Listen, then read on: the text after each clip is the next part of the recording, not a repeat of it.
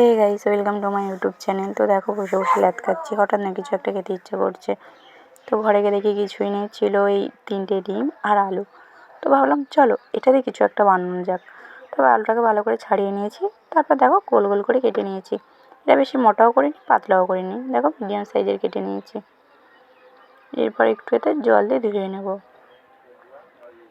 তারপর ডিমগুলো ধুয়ে নেব। এরপর ডিম 3টে সিদ্ধ বসিয়ে দিয়েছি আর একটু লবণ দিয়েছি, তাহলে তাড়াতাড়ি সিদ্ধ হয়ে যাবে। আর এটা হাফ সিদ্ধ হয়ে গেলে এবার আমি আলুটা দিয়ে দেবো। এটা যতক্ষণ সিদ্ধ হচ্ছে চলো আমি বেসনটা মাখিয়ে নিই। তো বেসনে একটু নুন দিয়ে দিলাম, তারপর একটু হলুদ দিলাম, এরপর লঙ্কা দিলাম, লঙ্কার গুঁড়ো দিলাম, তারপর গোলমরিচ আর জিরের গুঁড়ো একটু দিলাম, এরপর একটু আদা দিলাম, একটু রসুন দিলাম। এটাকে ভালো করে মাখিয়ে নেব। দেখো অল্প অল্প জল দিয়ে এটা আমি মাখাচ্ছি। দেখো কীভাবে মাখাচ্ছি। ব্যাস, আমার মাখা কমপ্লিট। এরপর দেখি এদিকে সিদ্ধ হয়েছে কিনা আলু। তো দেখলাম সিদ্ধ হয়ে গেছে। এরপর এটা আমি নামিয়ে নেব। এটা এবার নামিয়ে নিয়েছি। এবার দেখো আমি একইভাবেই ডিমগুলো কেটে নিয়েছি।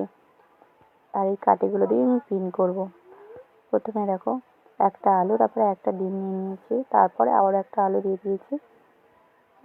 দেখো আমার সবগুলো করা হয়ে গেছে, কিন্তু এগুলো একটু জিরে গুঁড়ো আর লবণ দিয়ে দিয়েছিলাম। দেখো আমি এখানে সর্ষে তেলটা ইউজ করছি, যেহেতু আমাদের সাদা তেল ছিল না, তার জন্যই। তো ওটা গরম হয়ে যাওয়ার পর এদিকে দেখো আমি এটা বাটারে মাখিয়ে নিচ্ছি। এটা ধরে তুলতে হবে, যেহেতু ডিমটা গলে গেলে না ওটা ভেঙে যাবে, ওর জন্য। এরপর দেখো দিয়ে দিয়েছি। এবার হালকা আঁচ দিয়ে এটা ভাজতে হবে। সিদ্ধ আছে, জোরে দিলে হয়, কিন্তু কিছুক্ষণ আস্তে দিয়ে ভাজতে হবে। দেখো ভাজা হয়ে গেছে। এরপর আমি এটা নামিয়ে নিচ্ছি।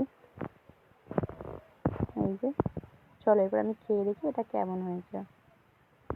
সত্যি বলছি অনেক সুন্দর হয়েছিল। তোমরা একবার ট্রাই করে দেখতে পারো, আমার তো ভালো লেগেছে। তো চলো আজকে ভিডিওটা এই পর্যন্ত, দেখা হচ্ছে নেক্সট কোনো ভিডিওতে।